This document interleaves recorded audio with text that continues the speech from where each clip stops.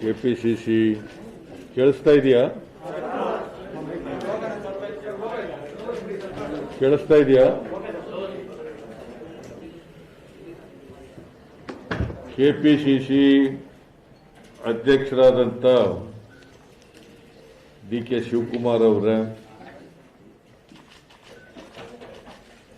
ಕಾರ್ಯಾಧ್ಯಕ್ಷರುಗಳೇ, ಇತರ ಎಲ್ಲ ನಮ್ಮ ಪಕ್ಷದ ಮುಖಂಡರುಗಳೇ, ಮಾಧ್ಯಮದ ಸ್ನೇಹಿತರೆ, ಈಗಾಗಲೇ ನಮ್ಮ ಅಧ್ಯಕ್ಷರು ನಿಮ್ಮನ್ನು ಸ್ವಾಗತ ಮಾಡಿದ್ದಾರೆ. ವಿಳಂಬ ಆಯಿತು. 1 ಗಂಟೆಗೆ ನಾವು ಪ್ರೆಸ್ ಮೀಟ್ ಅಂತೇಳಿ ಹೇಳಿದ್ದು, ಆದರೆ ಒಂದು 20 ನಿಮಿಷ ತಡವಾಗಿದೆ, ಕ್ಷಮಿಸಬೇಕು. ನಾವೆಲ್ಲರೂ ಕೂಡ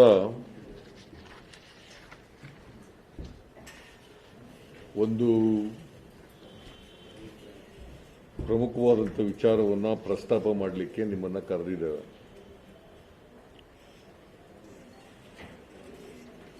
ರಮೇಶ್ ಜಾರಕಿಹೊಳಿ ಅವರ ಲೈಂಗಿಕ ಹಗರಣದ ಬಗ್ಗೆ.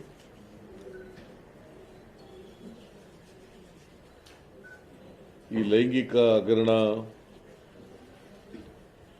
ಬೆಳಕಿಗೆ ಬಂದು 3 ತಿಂಗಳಾಗ್ತಾ ಬಂದಿದೆ. 3 ತಿಂಗಳುಗಳು ಕಳೀತಾ ಬಂದಿದೆ. ಮಾರ್ಚ್ 2ನೇ ತಾರೀಕು 2021 ದಿನೇಶ್ ಕಲ್ಲಳ್ಳಿ ಅನ್ನೋರು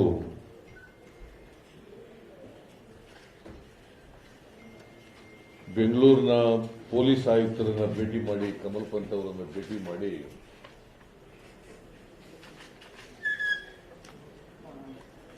ಒಂದು ಸಿಡಿ ಬಗ್ಗೆ ಫಿರ್ಯಾದನ್ನ ಕೊಡ್ತಾರೆ.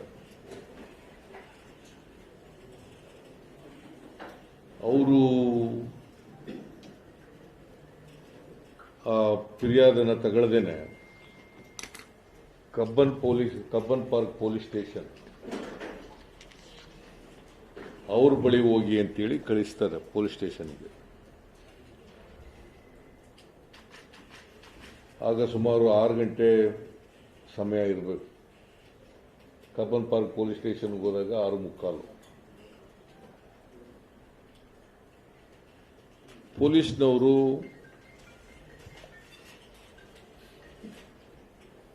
ಅವನ ಫಿರ್ಯಾದನ್ನು ತಗೊಳ್ತಾರೆ. ಆದರೆ ಫಿರ್ಯಾದನ್ನ ತಗೊಂಡು FIR ಮಾಡ್ಕೊಳ್ಳಲ್ಲ, ಅಥವಾ NCR ಕೂಡ ಕೊಡಲ್ಲ. ನಾವು ನೋಡ್ತೀವಿ ಹೋಗಿ ಅಂತ ಹೇಳ್ಬಿಡ್ತಾರೆ.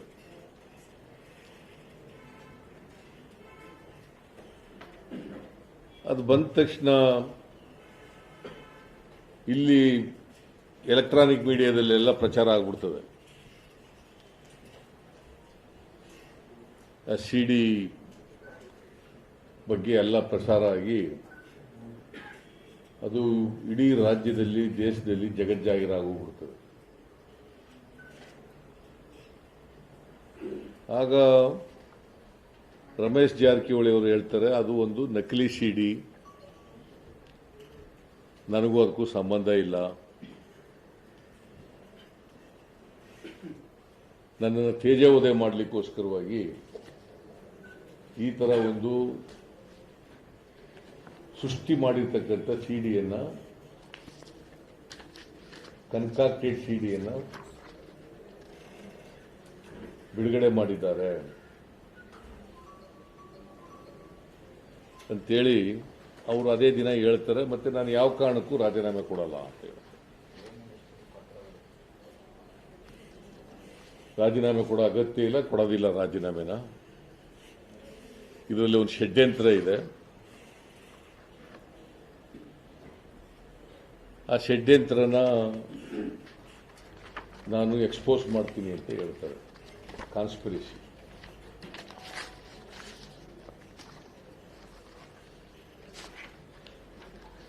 ಅದಾದಮೇಲೆ ಇದು ಮಾರ್ಚ್ 2ನೇ ತಾರೀಕು ಆಗಿರೋದು ಮತ್ತು ಮಾರ್ಚ್ 3ನೇ ತಾರೀಕಿಗೆ ರಾಜೀನಾಮೆ ಕೊಡ್ತಾರೆ.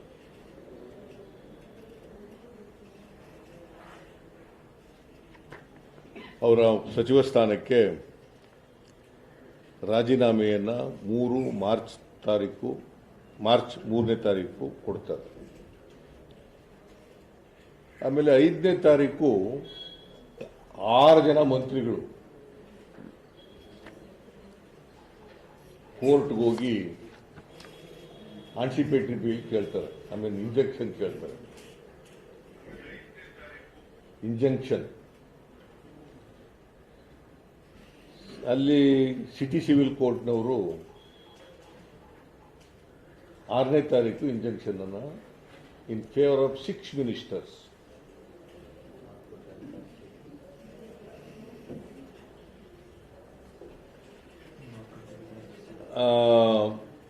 ಸುಮಾರು 67 ಮೀಡಿಯಾಗಳ ವಿರುದ್ಧವಾಗಿ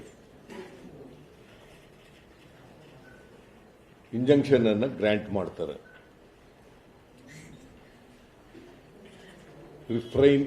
ರಿಸ್ಟ್ರೈನಿಂಗ್ ದಿ ಡಿಫೆಂಡೆಂಟ್ಸ್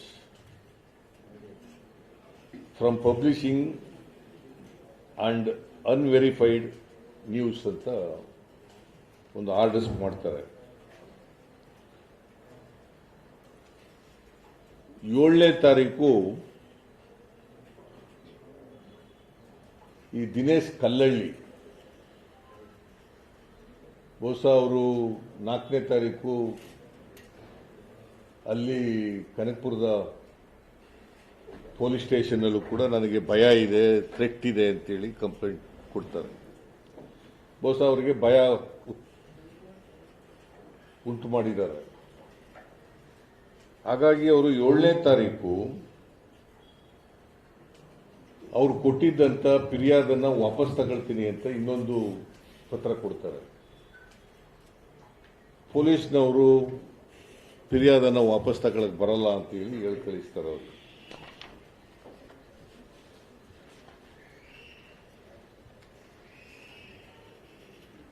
9ನೇ ತಾರೀಕು ರಮೇಶ್ ಜಾರಕಿಹೊಳಿ ಈ ರಾಜ್ಯದ ಹೋಮ್ ಮಿನಿಸ್ಟ್ರಿಗೆ ಒಂದು ಪತ್ರ ಬರೀತಾರೆ.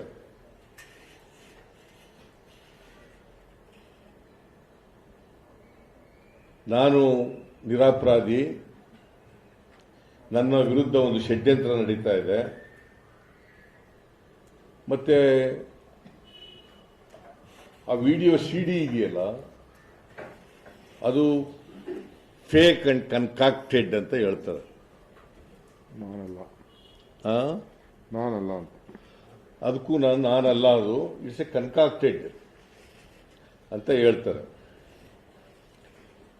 ಅದ್ರ ಮೇಲೆ ಹೋಮ್ ಮಿನಿಸ್ಟ್ರಿ ಏನ್ ಮಾಡ್ತಾರೆ,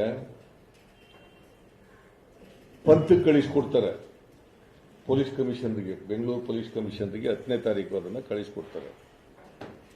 ಒಂದು ಲೆಟರ್ ಬರೆದು ಅವರಿಗೆ ಕಳಿಸ್ಕೊಡ್ತಾರೆ. ಆಮೇಲೆ ಅದರಲ್ಲಿ ಏನು ಹೇಳ್ತಾರೆ, ಒಂದು SIT ಮಾಡಿ ಸೌಮೇಂದು ಮುಖರ್ಜಿಯವರ ಅಧ್ಯಕ್ಷತೆಯಲ್ಲಿ SIT ಮಾಡಿ ಅಂತೇಳಿ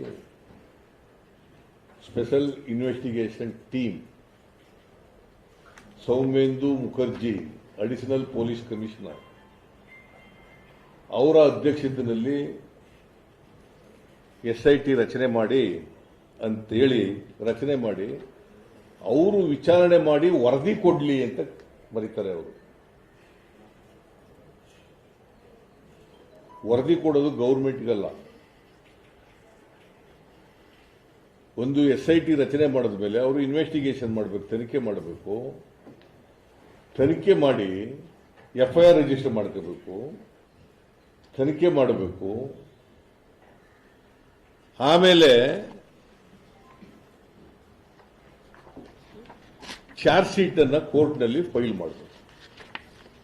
that is the procedure under the criminal procedure code of the Indian criminal procedure ಕೋಡ್ನಲ್ಲಿ ಇರ್ತಕ್ಕಂಥ ಇದು ಇಲ್ಲಿವರೆಗೆ ನಡ್ಕೊಂಡು ಬಂದಿರತಕ್ಕಂಥ ಪದ್ಧತಿ ಮತ್ತು ಕಾನೂನು. ಅವ್ರು ಏನು ಹೇಳ್ತಾರೆ, ಪೊಲೀಸ್ನ ಒಂದು ವಿಚಾರಣೆ ಮಾಡಿ ರಿಪೋರ್ಟ್ ಕೊಡಿ ಸರ್ಕಾರಕ್ಕೆ ಅಂತ ಬರೀತಾರೆ. ಪಂತ್ ಏನ್ ಮಾಡ್ತಾರೆ, ಒಂದು SIT ರಚನೆ ಮಾಡ್ತಾರೆ under the chairmanship of Soumendu Chatterjee Mukherjee.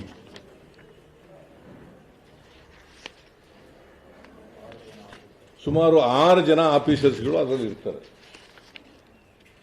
6 police officers in addition to chairman 6 ಜನ ಇರ್ತಾರೆ. ಇದು 11ನೇ ತಾರೀಕು ಪೊಲೀಸ್ ಕಮಿಷನರ್ ಪಂತು ಈ ಆರ್ಡರ್ಸ್ನ ಮಾಡ್ತಾರೆ. 13ನೇ ತಾರೀಕು ರಮೇಶ್ ಜಾರಕಿಹೊಳಿ ಆಗ MLA ಮಂತ್ರಿ ರಾಜೀನಾಮೆ ಕೊಟ್ಟಿರ್ತಾರೆ, ಆಕ್ಷೇಪ ಮಾಡ್ಕೊಂಡ್ಬಿಟ್ಟಿರ್ತಾರೆ. ಅವರು ನಾಗರಾಜ್ ಅಂತ ಒಬ್ಬ XMLA ಮೂಲಕ ಈ ಎಂಥದ್ದು ಪೊಲೀಸ್ ಸ್ಟೇಷನ್ ಸದಾಶಿವನಗರ ಪೊಲೀಸ್ ಸ್ಟೇಷನ್ಗೆ ಒಂದು ಕಂಪ್ಲೇಂಟ್ ಕೊಟ್ಟು ಕಳಿಸ್ತಾರೆ. ಅದರಲ್ಲಿ ಯಾರ ಹೆಸರನ್ನು ಕೂಡ ನಮೂದು ಮಾಡಿರಲ್ಲ, ಯಾರು ಅಫೆನ್ಸ್ ಮಾಡಿದ್ದಾರೆ ಅಂತ ಯಾರ ಹೆಸರನ್ನು ಕೂಡ ನಮೂದು ಮಾಡಿರಲ್ಲ. ಆ ನಾಗರಾಜ್ ಅಲ್ಲಿ ಕೊಟ್ಬಿಟ್ಟು ಬಂದಿರ್ತಾರೆ. ಆ ಕೇಸು ಒಂದು FIR ಆಗ್ತದೆ. ಸದಾಶಿವನಗರ ಪೊಲೀಸ್ ಸ್ಟೇಷನ್ ಅವರು 13ನೇ ತಾರೀಕು 3:40 ಕ್ರೈಮ್ ನಂಬರ್ 21/2021 ಅದನ್ನು ಮಾಡಿ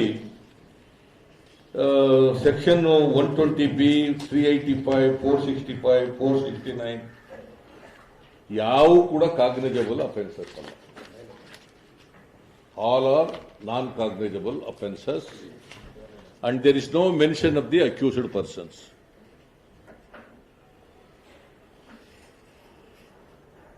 ಆಮೇಲೆ 13ನೇ ತಾರೀಕು SIT ಅವರು ಏನ್ ಮಾಡ್ತಾರೆ, 11ನೇ ತಾರೀಕು ಕಾನ್ಸ್ಟಿಟ್ಯೂಟ್ ಆಗುತ್ತೆ. 13ನೇ ತಾರೀಕು ಈ ಶ್ರವಣ್ ಅಂಡ್ ನರೇಶ್, ಶ್ರವಣ ಮತ್ತು ನರೇಶ ಇವ್ರ ಮನೆ ರೈಡ್ ಮಾಡ್ತಾರೆ. 13ನೇ ತಾರೀಕೆ ಈ ಲೇಡಿ ವಿಕ್ಟಿಮ್ ಇದ್ರಲ್ಲ, ಲೇಡಿ ಒಂದು ವಿಡಿಯೋ ರೆಕಾರ್ಡ್ ಅದನ್ನ ಬಿಡುಗಡೆ ಮಾಡ್ತಾರೆ. ಆ ವಿಡಿಯೋ ರೆಕಾರ್ಡ್ನಲ್ಲಿ ಏನು ಹೇಳಿರ್ತಾರೆ ಅಂದ್ರೆ, ನಾನು ರಮೇಶ್ ಜಾರಕಿಹೊಳಿ ಅವರಿಗೆ ಅವ್ರಿಗೆ ಕೆಲಸ ಕೇಳ್ಕೊಂಡು ಹೋಗಿದ್ದೆ, ಅವರು ನನ್ನನ್ನ ಲೈಂಗಿಕವಾಗಿ ದುರುಪಯೋಗ ಮಾಡಿಕೊಂಡ್ರು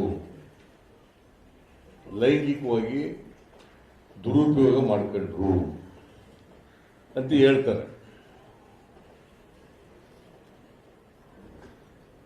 ನಾನು ಅಸೆಂಬ್ಲಿನಲ್ಲಿ ಪ್ರಸ್ತಾಪ ಮಾಡಿದ್ದೆ 23ನೇ ತಾರೀಕು. ಈ ವಿಡಿಯೋ ರೆಕಾರ್ಡ್ ಮೇಲೆನೆ ನಾನು ಹೇಳಿದ್ದೆ, ಆಗ ರಮೇಶ್ ಜಾರಕಿಹೊಳಿ ಮೇಲೆ under section 376 of IPC case is to be registered and investigation to be taken place and due process of law will be taken place ಅಂತ ಹೇಳಿದ್ದೆ ನಾನು. 376 ನಲ್ಲಿ ಆಗಬೇಕು. ಬಿಕಾಸ್ ದಿ ವಿಡಿಯೋ ರೆಕಾರ್ಡ್ನಲ್ಲಿ ನನ್ನ ಲೈಂಗಿಕವಾಗಿ ದುರುಪಯೋಗ ಮಾಡ್ಕೊಂಡಿದ್ದಾರೆ ಅಂತ ಹೇಳಿದ್ದಾರೆ. ಆದ್ದರಿಂದ ಇದು ಮಾಡಬೇಕು. ನಾನು, ರಮೇಶ್ ಕುಮಾರ್, DK ಶಿವಕುಮಾರ್, ನಾವು 3 ಜನ ಅಸೆಂಬ್ಲಿನಲ್ಲಿ 23/3/2021ನೇ ತಾರೀಕು ಅಸೆಂಬ್ಲಿನಲ್ಲಿ ರೈಸ್ ಮಾಡಿದ್ರು. ಅದಕ್ಕೆ ಹೋಮ್ ಮಿನಿಸ್ಟ್ರು RK ಉತ್ತರ ಕೊಟ್ಟು, ಈಗ ಇನ್ವೆಸ್ಟಿಗೇಷನ್ನಲ್ಲಿದೆ, SITನೆಲ್ಲ ಇನ್ವೆಸ್ಟಿಗೇಷನ್ನಲ್ಲಿದೆ, ಈಗೇನು ಹೇಳೋಕ್ಕಾಗಲ್ಲ, ಆಮೇಲೆ ಆ ವಿಡಿಯೋ ರೆಕಾರ್ಡು ಅದು ಸುಳ್ಳು, ಅದ್ರ ಮೇಲೆ ನಾವು 376 ಮಾಡ್ಕೊಳಕ್ಕಾಗಲ್ಲ ಅಂತ ಎಲ್ಲ ಏನೋ ಉತ್ತರ ಕೊಟ್ಟರು. ಆಗ ಆಮೇಲೆ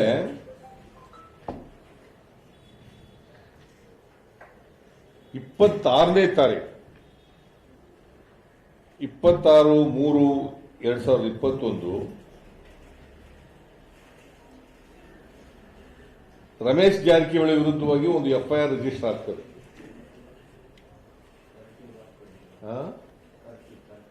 return complaint crime number 30/2021. In crime number 30/2021. Under the offences of IPC 354A, 506, 504, 376C, subsection C, not under section 376, it is under section 376C case register ಆಗ್ತದೆ. ಆಮೇಲೆ 417 IPC. ನನ್ನ ಪ್ರಕಾರ 376 ನಲ್ಲೇ ಕೇಸ್ ರಿಜಿಸ್ಟರ್ ಆಗಬೇಕಾಗಿತ್ತು. ಆದರೆ 370 ಯಾಕಂದ್ರೆ ಈ ಅಫೆನ್ಸ್ಗೆ 10 ವರ್ಷದಿಂದ ಲೈಫ್ ಇಂಪ್ರಿಸನ್ಮೆಂಟ್ ವರೆಗೂ ಇದೆ. From 10 years imprisonment to life imprisonment ರೇಪ್ಗೆ, because it is a heinous crime. ಅಷ್ಟು ಇದೆ. ಆಮೇಲೆ ಇನ್ವೆಸ್ಟಿಗೇಷನ್ನು ಸರಿಯಾಗಿ ನಡೀಲೇ ಇಲ್ಲ. SIT ಅವರಿಂದ ಇನ್ವೆಸ್ಟಿಗೇಷನ್ನು ಸರಿಯಾಗಿ ನಡೀಲಿಲ್ಲ. ಪ್ರೊಟೆಕ್ಷನ್ ಬೇಕು ಅಂತಿದಾರಲ್ಲ ಅದು, ಮತ್ತೆ ಕಾನ್ಸ್ಪಿರಸಿ ನಡೆದಿದೆ ಅದರ ಮೇಲೆ ಇನ್ವೆಸ್ಟಿಗೇಷನ್ ನಡೀತಾ ಹೊರತು 376 ಬಗ್ಗೆ ಇನ್ವೆಸ್ಟಿಗೇಷನ್ ಸರಿಯಾಗಿ ಆಗಲಿಲ್ಲ. Actually the law says it's mandatory on the part of the investigating agency within 60 days investigation ಮುಗಿಬೇಕು. It is mandatory on the part of the investigating agency to complete the investigation in 60 days. It is under the Criminal Procedure Code.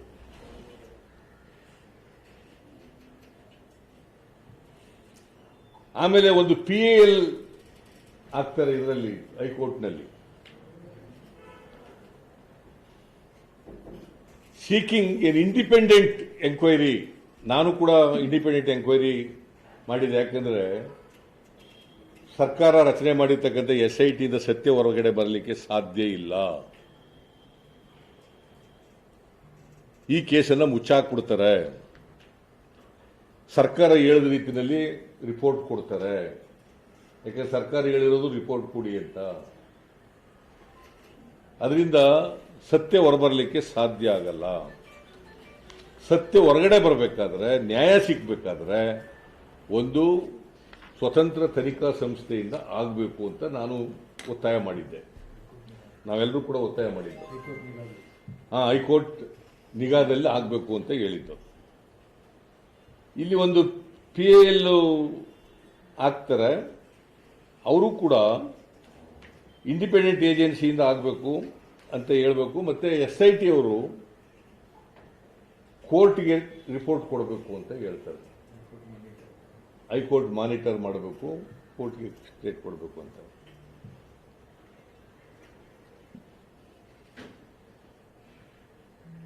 ಇದು ಈ FIR register ಆದದ್ದು 26ನೇ ತಾರೀಕು.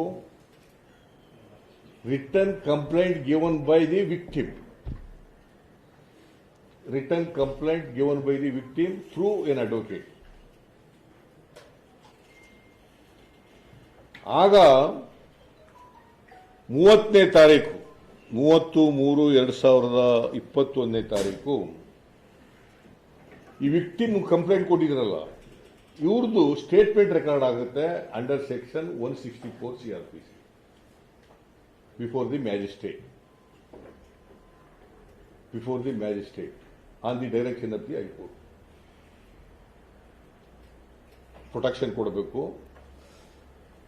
ಮತ್ತು ಅವರಿಗೆ exclusive ಆಗಿ statement record ಮಾಡ್ಕೋಬೇಕು magistrate, ಮತ್ತು ಬೇರೆ ಜಾಗದಲ್ಲಿ ಮಾಡ್ಕೋಬೇಕು ಅಂತ ಹೇಳ್ತಾರೆ.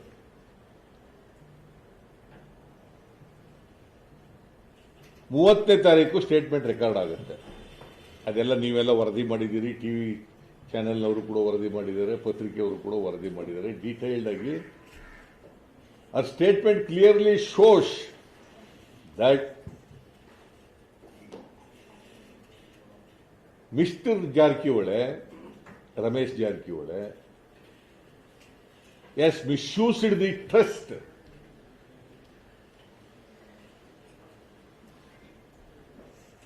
of the victim.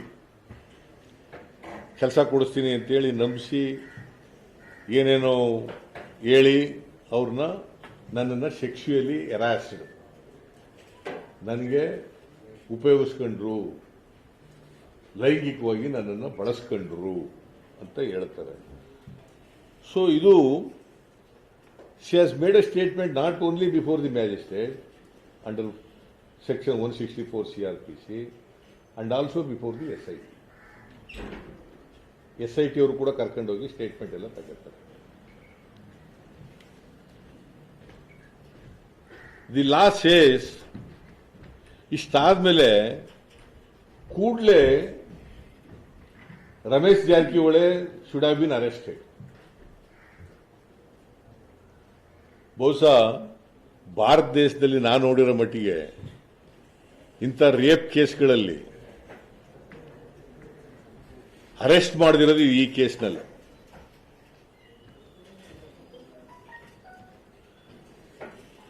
ಇಂಥ ಎಲ್ಲ ಕೇಸ್ಗಳಲ್ಲೂ ಕೂಡ ಪೊಲೀಸ್ನವರು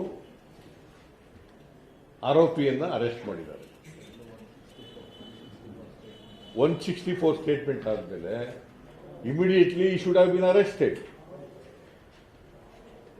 Unfortunately, since the government's protection is there to Ramesh Jarkiholy, he has not been arrested. He has been allowed to move freely. Even today he is moving. Election ಮಾಡಿದ್ರು, ಬೇರೆ ಬೇರೆ ಕಡೆ ತಿರುಗಾಡ್ತಾ ಇದ್ದಾರೆ, ಬೇರೆ ಬೇರೆ ಕಡೆ ಓಡಾಡ್ತಾ ಇದ್ದಾರೆ. Even today also is freely moving.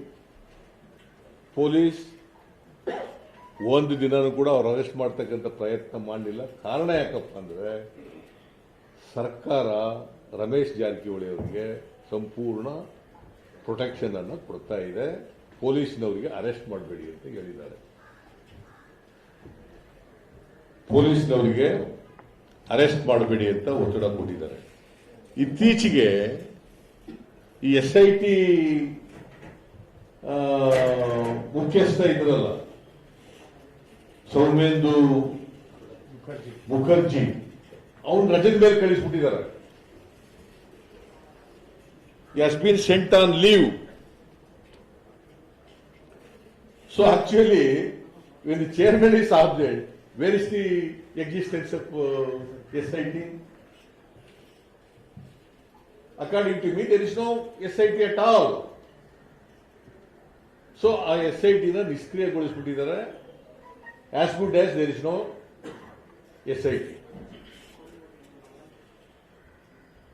ಆಮೇಲೆ ನನಗೆ ಈಗ ಇರತಕ್ಕಂಥ ಇನ್ಫಾರ್ಮೇಶನ್ ಪ್ರಕಾರ 2-3 ದಿನಗಳ ಹಿಂದೆ ರಮೇಶ್ ಜಾರಕಿಹೊಳಿ ಅವರು ಹೋಮ್ ಮಿನಿಸ್ಟರ್ನ ಭೇಟಿ ಮಾಡಿದ್ದಾರೆ.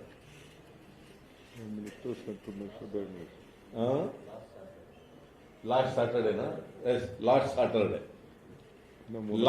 ಸಾಟರ್ಡೆ ನನಗೆ ದಿನ ಗೊತ್ತಿಲ್ಲ, 2-3 ದಿನ ಅಂತ ಅನ್ಕೊಂಡಿದ್ದೆ. ಲಾಸ್ಟ್ ಸಾಟರ್ಡೆ ಹುಬ್ಳಿನಲ್ಲಿ ಅವ್ರನ್ನ ಭೇಟಿ ಮಾಡಿ he has discussed with the home minister. ಯಾರು ಭೇಟಿ ಮಾಡಿರೋದು? The accused mister Ramesh Jarkiholi. He met the Home Minister and discussed with him for 2 hours. What does it indicate? Along with two ministers. Sir ಬೇರೆ ministers ಬೇರೆ meeting. ಆಮೇಲೆ ಈ ಕೇಂದ್ರದ ಮಂತ್ರಿ ಇದಾರಲ್ಲ, ಯಾರು ಪ್ರಹ್ಲಾದ್ ಜೋಶಿ, ಅವ್ರನ್ನೂ ಭೇಟಿ ಮಾಡಿದ್ದಾರೆ ರಮೇಶ್ ಜಾರಕಿಹೊಳಿ.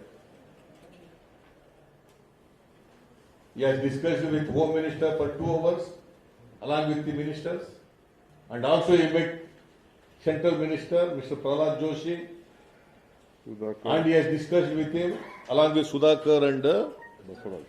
huh? ಯಾರು? Basuraj, B.A. Basuraj. It clearly shows that the government prima facie protecting the accused person. That is why the police did not arrest Ramesh Jarrakiholy, though he should have been arrested under law immediately when the statement was made under section 164 CRPC.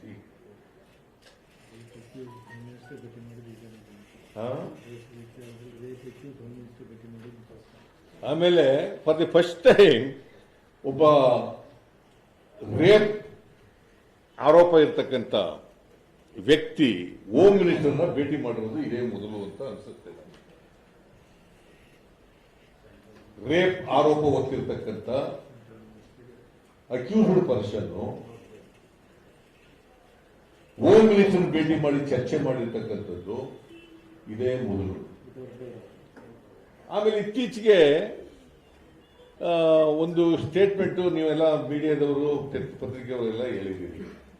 Ramesh Jarkiholi all along you was telling that is a fake CD, ಅಲ್ಲಿ CD ಇರೋ ನಾನಲ್ಲ, ಅದು ಷಡ್ಯಂತ್ರ, it's A ಕನ್ಕಾಕ್ಟೆಡ್, ನಕಲಿ ಸೃಷ್ಟಿ ಮಾಡಿರ್ತಕ್ಕಂಥದ್ದು ಅಂತ ಹೇಳ್ತಿದ್ದವರು ಈಗ ಇದ್ದಕ್ಕಿದ್ದಾಗಲೇ SIT ಮುಂದೆ ಅಲ್ಲಿ ನಾನೇ, ಅಲ್ಲಿರೋ ನಾನೇ, ಅವಳು ಅವಳೇ, ನಾನು ನಾನೇ, with consent I had sex with that lady victim ಅಂತ ಹೇಳಿದ್ದಾರೆ, ವಿತ್ ಕನ್ಸೆಂಟ್.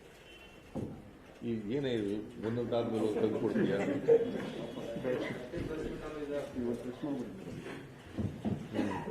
ಇಲ್ಲಿ ಬಿಡು ಹಂಗೆ.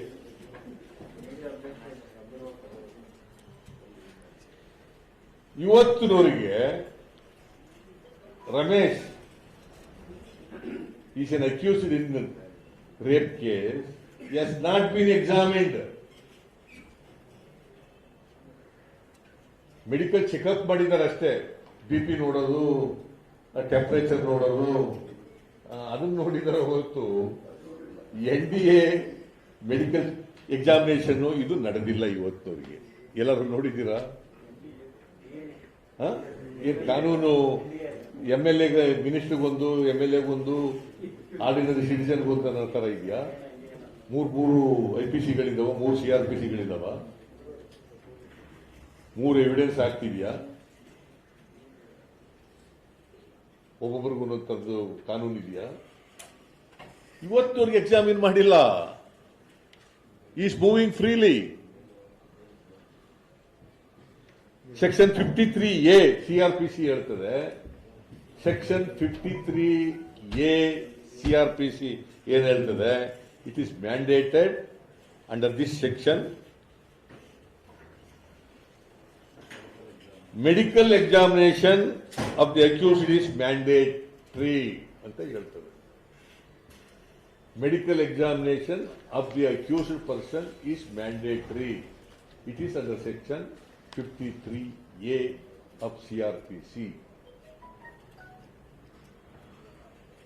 ಮಾಡಲಿಲ್ಲ, ಇವತ್ತಿನವ್ರಿಗೆ ಮಾಡಲಿಲ್ಲ. ಬರೀ ವೆಯ್ಟು, ಶುಗರು, BP ಅಷ್ಟೇ ಮಾತ್ರ ಟೆಸ್ಟ್ ಮಾಡಿದ್ದಾರೆ. Not under section 53A.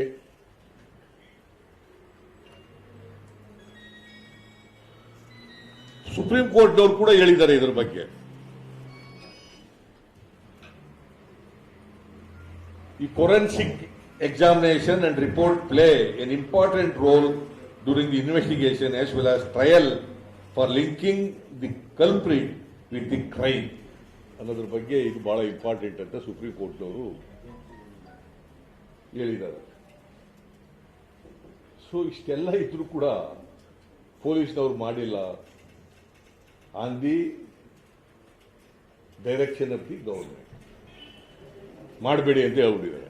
ಮಾಡಕ್ ಹೋಗ್ಬಿಡ್ರಿ, ನೋಡ್ಕೊಳ್ಳೋಣ ಏನಾಗುತ್ತೆ ಅಂತ. So this is the legal position. ಆಮೇಲೆ ಇಂಟೆನ್ಷನಲ್ ಆಗಿ ಡಿಲೇ ಮಾಡ್ತಾ ಇದ್ದಾರೆ. Deliberately they are delaying.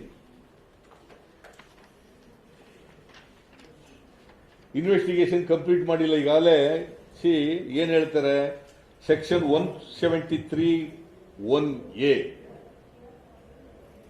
Section 173(1)(a of CRPC mandates completion of investigation in 2 months. 173(1)(a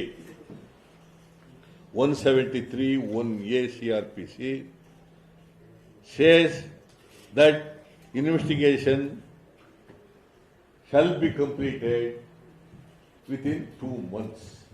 60 days ನಲ್ಲಿ ಕಂಪ್ಲೀಟ್ ಆಗಬೇಕು ಅಂತ ಬಹಳ ಸ್ಪಷ್ಟವಾಗಿ ಹೇಳ್ತದೆ. ಆಮೇಲೆ section 114(a) of the evidence act, ಇದು CRPC ಅಲ್ಲ, ಎವಿಡೆನ್ಸ್ ಆಕ್ಟ್ ಏನ್ ಹೇಳ್ತದೆ, ಪ್ರಿಸಂಪ್ಷನ್ ಬಗ್ಗೆ ಮಾತಾಡ್ತದೆ. ಪ್ರಿಸಂಪ್ಷನ್ ಬಗ್ಗೆ ಈ ತರ ಕನ್ಸೆಂಟು ಬಗ್ಗೆ ಮಾತಾಡೋದು. ಪ್ರಿಸಂಪ್ಷನ್ ಬಗ್ಗೆ ಕನ್ಸೆಂಟ್ ಅಲ್ಲ, ಕನ್ಸೆಂಟ್ ಬಗ್ಗೆ ಪ್ರಿಸಂಪ್ಷನ್. ಏನ್ ಹೇಳ್ತಾರೆ ಅಂದ್ರೆ, presumes to the absence of consent in certain prosecution of for rape where sexual intercourse by accused is proved, and the question is whether it was without the consent of the woman alleged to have been raped, and such woman states in her evidence before the court that she did not consent, the court shall presume.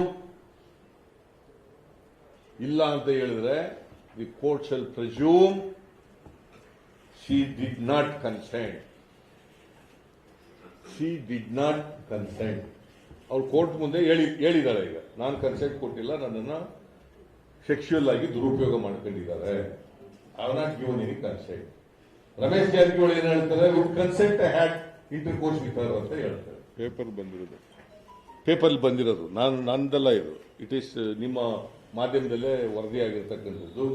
It is neither denied by police not denied by accused person. Neither denied by police nor denied by accused person, Mr. Ramesh Jarkiwale. That means to say, whatever reported in the media, it is true ಅಂತ ಅನಿಸ್ತದೆ.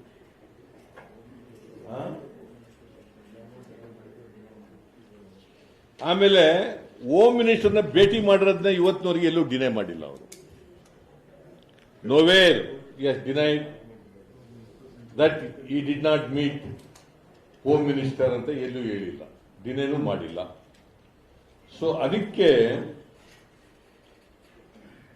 ಈ political interference ಇಂದ ಈ ಸರ್ಕಾರ ಏನ್ ಬಹಳ ರಾಮನ್ ಜಪ ಮಾಡ್ತಾರೆ, ಮಹಿಳೆಯರ ಬಗ್ಗೆ ಬಹಳ ಮಾತಾಡ್ತಾರೆ, ಗೌರವದ ಬಗ್ಗೆ ಮಾತಾಡ್ತಾರೆ, ಕಾನೂನನ್ನು ತಿರ್ಚಿಬಿಡ್ತಾ ಇದ್ದಾರೆ. ಯಾಕೆ ಗೊತ್ತಾ, ರಮೇಶ್ ಸರ್ಕಾರ ಮಾಡಕ್ಕೆ ಪಾಪ ಸಹಾಯ ಮಾಡಿದ್ದ, MLA ಕರ್ಕೊಂಡು ಓಡಾಡಿ ಮಾಡಿ ಯಡಿಯೂರಪ್ಪನ ಸರ್ಕಾರ ಬರೋಕ್ಕೆ ಇವ್ರದ್ದು ಸಹಾಯ ಇತ್ತು. ಇದಕ್ಕೆ ಪ್ರತ್ಯುಪಕಾರವಾಗಿ ಇದನ್ನು ಮಾಡ್ತಾ ಇದ್ದಾರೆ. ಪ್ರತ್ಯುಪಕಾರವಾಗಿ ಇದನ್ನ ಮಾಡ್ತಾ ಇದ್ದಾರೆ. ಸೊ ನಾನು ಈ ಸನ್ನಿವೇಶದಲ್ಲಿ I demand,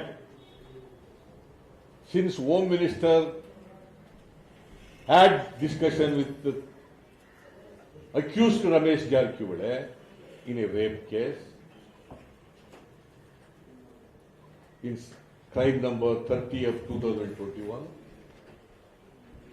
He had a discussion along with the ministers, and he had a discussion with the central minister.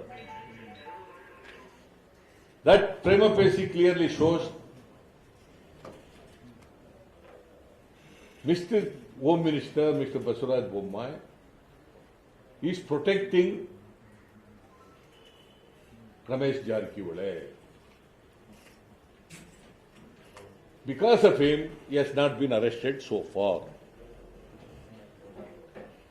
ಅದಕ್ಕೋಸ್ಕರ ಐ ಡಿಮ್ಯಾಂಡ್ ಈ ಬಸವರಾಜ ಬೊಮ್ಮಾಯಿ ಹೋಮ್ ಮಿನಿಸ್ಟರ್ ಆಗಿ ಮುಂದುವರಿಲಿಕ್ಕೆ ಯಾವುದೇ ನೈತಿಕತೆ ಇಲ್ಲ. I demand his resignation. Number 1. Number 2, ಈಗ SIT ಡಿಸ್ಬ್ಯಾಂಡ್ ಆಗ್ಬಿಟ್ಟದೆ. There is no SIT at all, because ಅವ್ನು ರಾಜ್ಯನ ಇದಕ್ಕೆ ಕಳಿಸ್ಬಿಟ್ಟವ್ರೆ, ರಜದ ಮೇಲೆ ಕಳಿಸ್ಬಿಟ್ಟಿದ್ದಾರೆ.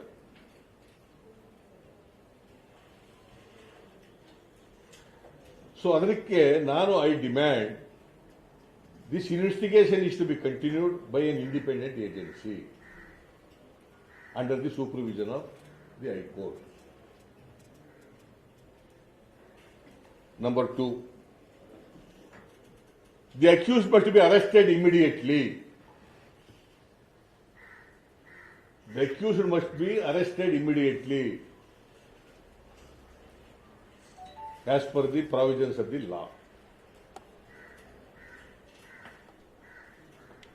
Nowhere in the country ಇಂಥ ಕೇಸ್ಗಳಲ್ಲಿ ಅರೆಸ್ಟ್ ಮಾಡದೇ ಇರತಕ್ಕಂಥ ನಿದರ್ಶನ ಇಲ್ಲ. ಅರೆಸ್ಟ್ ಮಾಡಬೇಕು ಕೂಡಲೇ ಅಂತಕ್ಕಂಥದ್ದು.